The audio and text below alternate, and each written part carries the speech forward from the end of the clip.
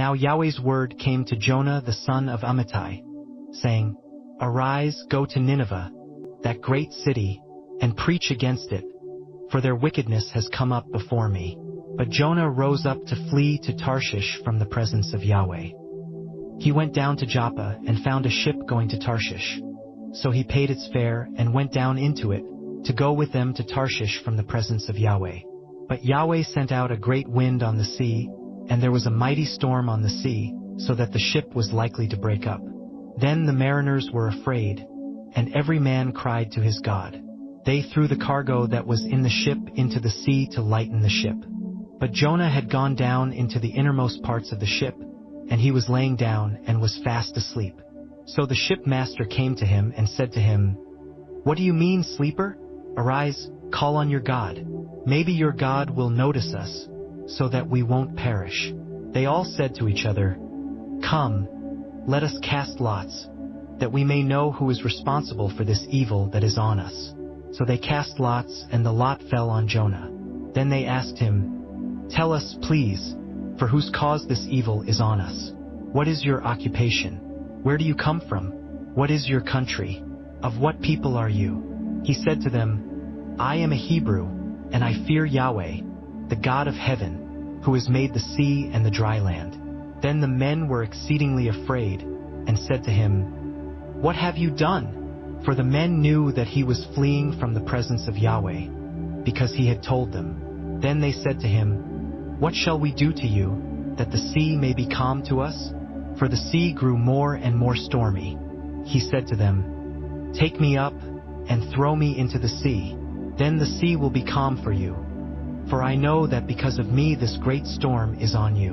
Nevertheless the men rowed hard to get them back to the land. But they could not, for the sea grew more and more stormy against them. Therefore they cried to Yahweh and said, We beg you, Yahweh, we beg you, don't let us die for this man's life, and don't lay on us innocent blood.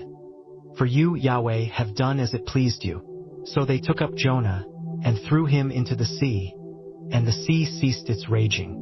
Then the men feared Yahweh exceedingly, and they offered a sacrifice to Yahweh, and made vows. Yahweh prepared a great fish to swallow up Jonah, and Jonah was in the belly of the fish 3 days and 3 nights. Then Jonah prayed to Yahweh his God, out of the fish's belly. He said, I called because of my affliction to Yahweh. He answered me. Out of the belly of Sheol I cried. You heard my voice, for you threw me into the depths, in the heart of the seas. The flood was all around me. All your waves and your billows passed over me. I said, I have been banished from your sight. Yet I will look again toward your holy temple. The waters surrounded me, even to the soul. The deep was around me. The weeds were wrapped around my head. I went down to the bottoms of the mountains. The earth barred me in forever. Yet have you brought up my life from the pit, Yahweh my God.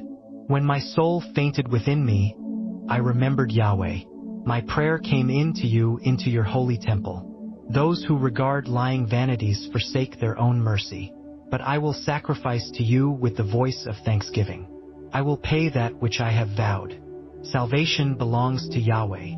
Then Yahweh spoke to the fish, and it vomited out Jonah on the dry land. Yahweh's word came to Jonah the second time, saying, Arise, go to Nineveh, that great city, and preach to it the message that I give you. So Jonah arose, and went to Nineveh, according to Yahweh's word. Now Nineveh was an exceedingly great city, 3 days' journey across.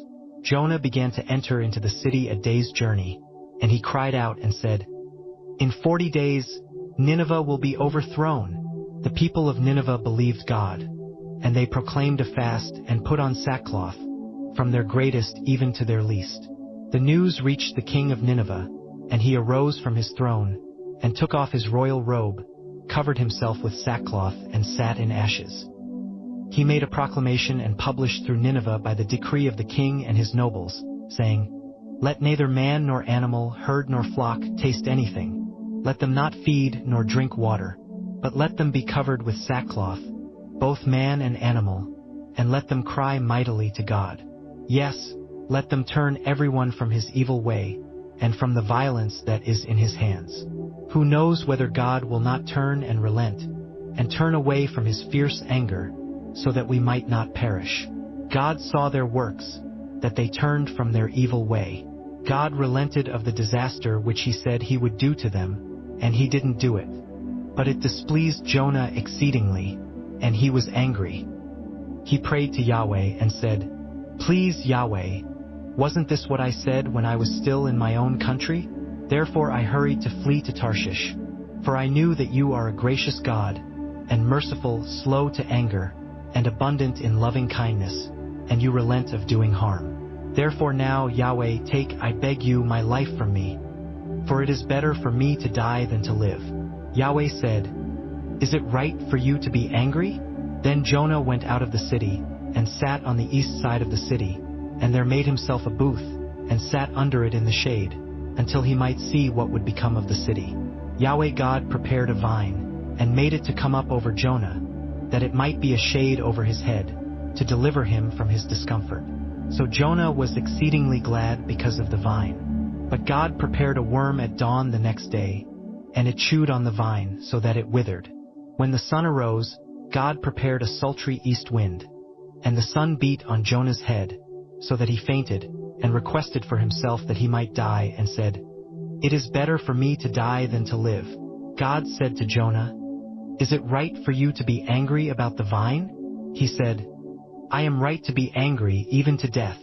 Yahweh said, "You have been concerned for the vine, for which you have not labored, neither made it grow, which came up in a night and perished in a night. Shouldn't I be concerned for Nineveh, that great city, in which are more than 120,000 persons who can't discern between their right hand and their left hand, and also much livestock?